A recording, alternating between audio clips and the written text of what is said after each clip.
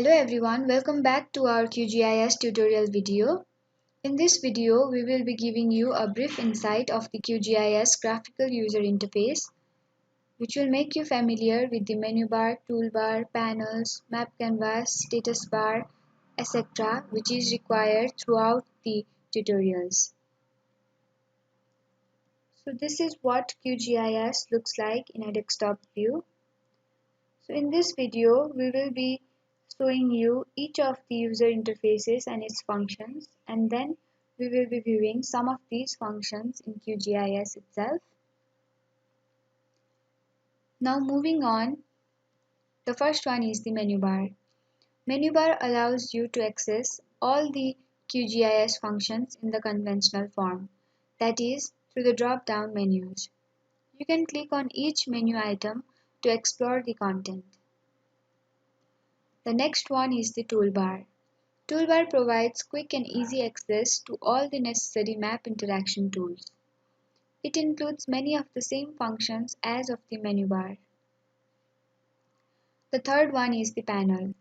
There are different panels used in QGIS, but browser panel and layers panel are the most used ones. The browser panel provides quick access to various local, server, or online data sources. And the layer panel, which is also called the map legend, is designed to display the list of all loaded layers in the map. It allows you to add different geospatial data to the map. The next one is the map canvas. All the loaded layers from the layer panel are displayed in the map canvas. It is the visual representation of your data. And the last one is the status bar. Status bar shows the information about the loaded map. It allows users to adjust the scale of the map, magnification level, rendering control, view the coordinates and the current coordinate reference system. Now let's go through the QGIS software itself to view the functions of the menu bar, toolbar, different panels and so on. So this is the QGIS user interface. As I mentioned earlier, the menu bar has the drop-down function,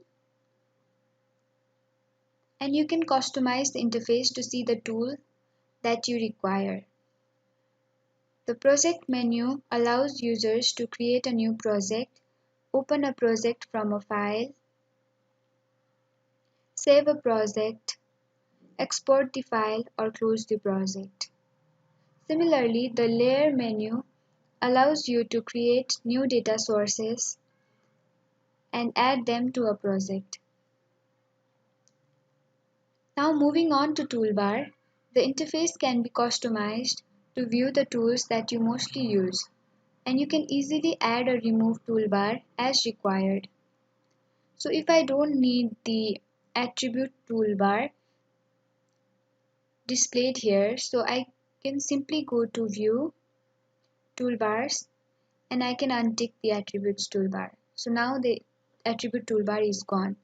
But if in case I need that again, then I can again go back to the toolbar and then I can tick it again. So it again displays here. Similar is the case of the panels. I can untick the layer panel so it gets removed, and I can again add layer panel by ticking the option.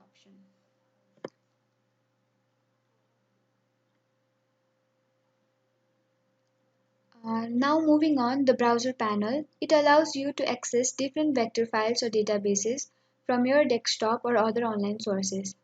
So if I want to add this shape file to my map canvas, then I can simply drag and drop the shape file to the map canvas, or I can simply drag and drop in the layers panel, or I can right click it and click add layer.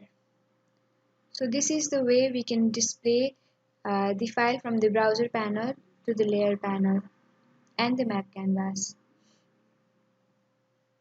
So the layer panel shows all the data that are loaded in the map. And the map canvas is the visual representation of the data that you loaded in the layers panel. So now, as mentioned earlier, status bar allows you to view the coordinates.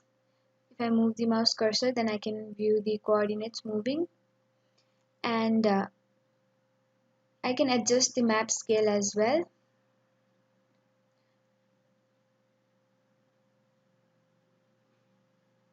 This is fine. And I can magnify the map as required, rotate it, or change the coordinate reference system.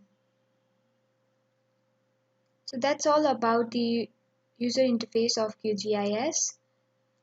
In our next video, we will be showing you how to download data from an online source for free and use the data in QGIS. So that's all for this video. Thank you for watching.